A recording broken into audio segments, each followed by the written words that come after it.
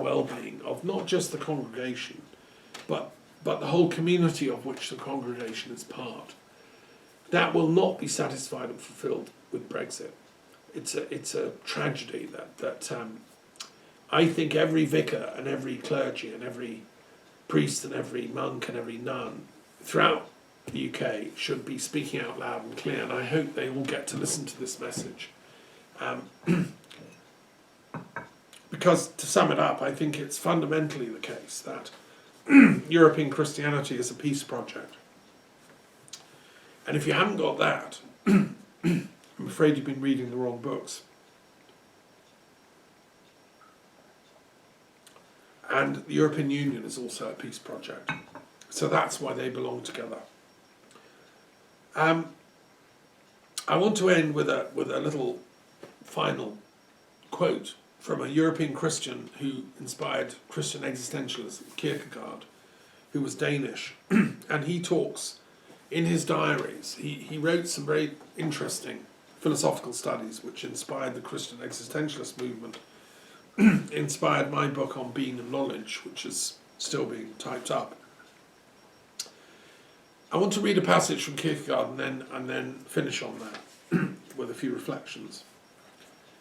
This is from the diaries, the private diaries and thoughts of Kierkegaard, kept from 1853 to 1855.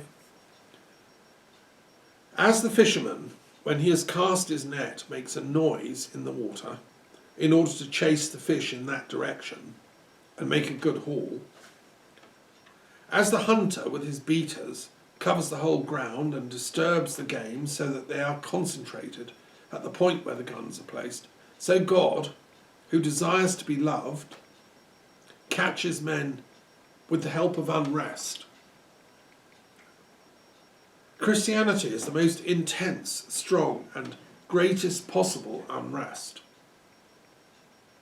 No greater can be conceived. It aims, just as Christ's life did, at disturbing human existence to the very depths, at shattering and breaking everything. So God makes use of unrest. He applies unrest in order to catch men who wish to love him. But the difference from the fisher and the hunter is that God does not apply unrest in order to catch all the more. He does it not for the sake of numbers, but for the sake of intensity.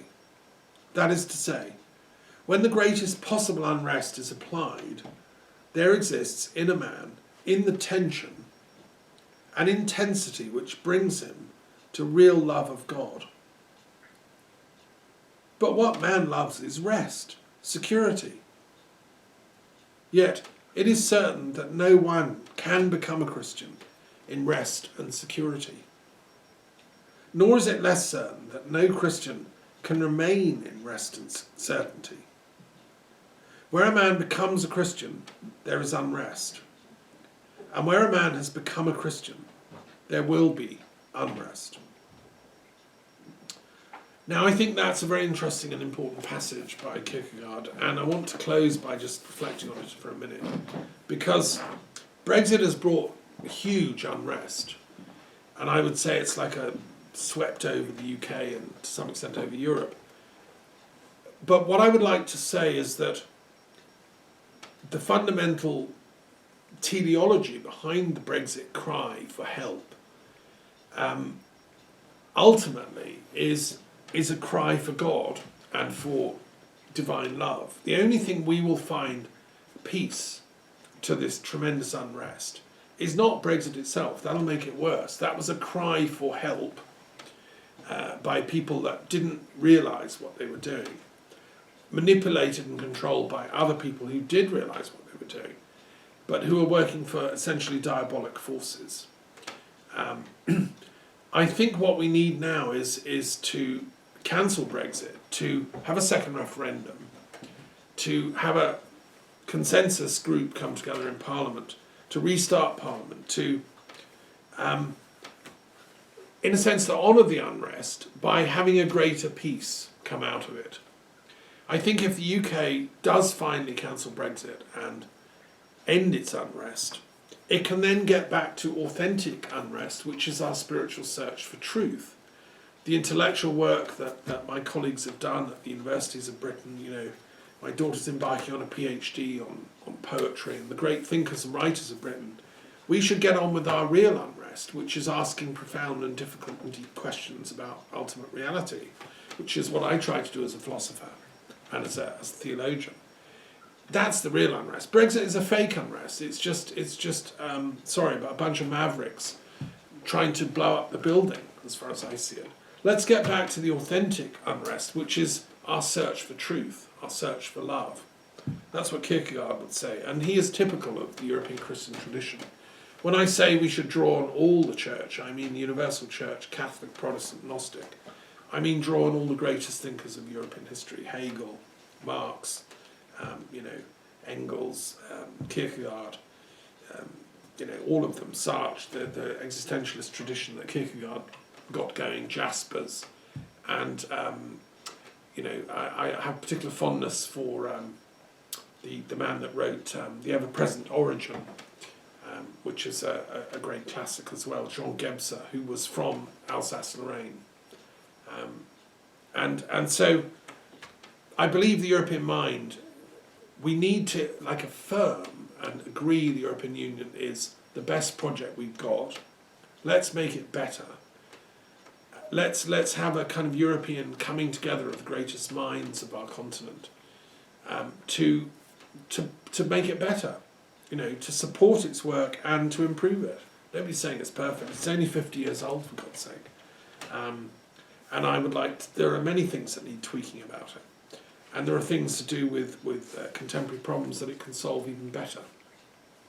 So that's why I'm working with the World Intellectual Forum to bring intellectuals throughout Europe together to debate and discuss these things.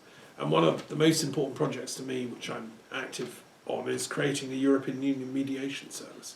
That to me that would be further fulfilment of what the EU is all about.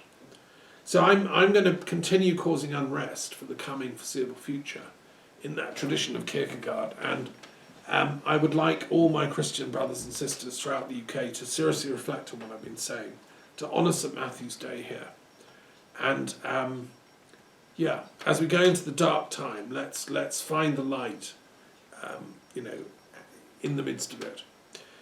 Finally, to end, talking about unrest, I've always been fascinated by the mechanics of the solar system and speed.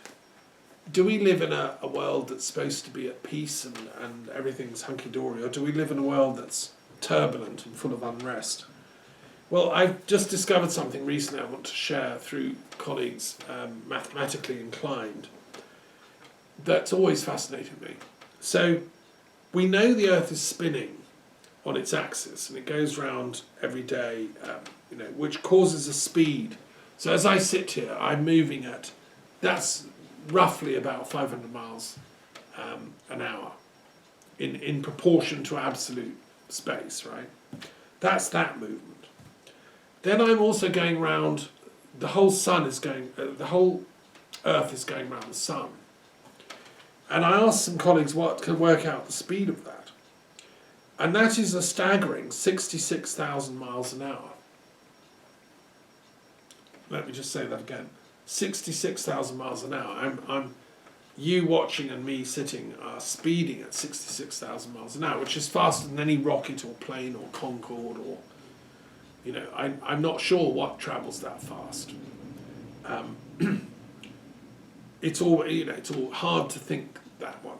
But our entire world is moving at that speed around the sun. And that's why we're having the autumn equinox today, 21st of September. So whatever the divine intelligence is that's behind this universe, and as some of you know, I've set up this Centre for the Study of Divine Intelligence. I've written some books, we've had meetings about that. Whatever that intelligence is, it's organised that this planet is moving at 66,000 miles an hour. And yet it doesn't appear that, right? So it looks like we're sitting still. So, to me that's miraculous, that's pretty extraordinary. So it shows to me this intelligence is pretty cool, right?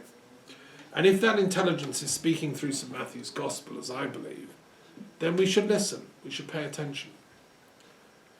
But that's not all. Now I've discovered that the whole solar system, Sun and all the other planets, are moving around the galaxy, the galactic centre. They're spinning like a spiral. And scientists have now worked out the speed at which the entire solar system is moving around the entire galaxy, the galactic centre. Okay, so wait for it. So we're also moving at that speed. And that speed, we're covering, basically, we're going at 10,752,000 miles per hour. The galaxy. So we're going at 10 million miles an hour. What? How can we possibly be doing 10 million miles an hour? But, you know, it doesn't make sense. But that is actually what science says. So what I get the sense of is we're living in an incredibly fast-moving, changing, panorama of activity, intense energy. Let's go back to Kierkegaard. God is unrest. Precisely. But let's remember Aristotle, who said that God is the unmoved mover who's creating all this movement. So the divine intelligence at the still centre of everything is somehow manifesting like Maya, this tremendous movement. 10 million miles an hour I'm speaking at, right? And that God is love. That's what Aristotle says, who was one of the greatest philosophers of the ancient world, in my opinion. And Marx also agrees with me, by the way. So the unmoved mover is the field, the energy emptiness field, what Buddhists call shunyata, that holds all the movement. That's also where St Matthew was speaking from. That's where Christ was speaking from when he said, before Abraham was, I am. Because if you speak from that place, our human problems, fall into perspective, and our need to solve the problems of Brexit, they're doable, right? The divine intelligence that makes us all move around at 10 million miles an hour can surely solve getting a second referendum together and having some education. And the role of the Christian clergy, I think, is going to be very important in this. And I would ask you to stay faithful to the divine unrest that Christ taught, which is ultimately our hunger for love and unity. European Union is an attempt to build that. The United Kingdom is an attempt to build that. Let's keep it together, like the other European nations. Keep, them together. I live in France. I don't want it to fall apart. Let's keep it together because these are symbols of love, and let's perfect them so they become better vehicles of love. Right, I'm going to finish there. So thank you so much for listening, and happy St Matthew's Day, happy happy autumn equinox, and may the divine intelligence look after you.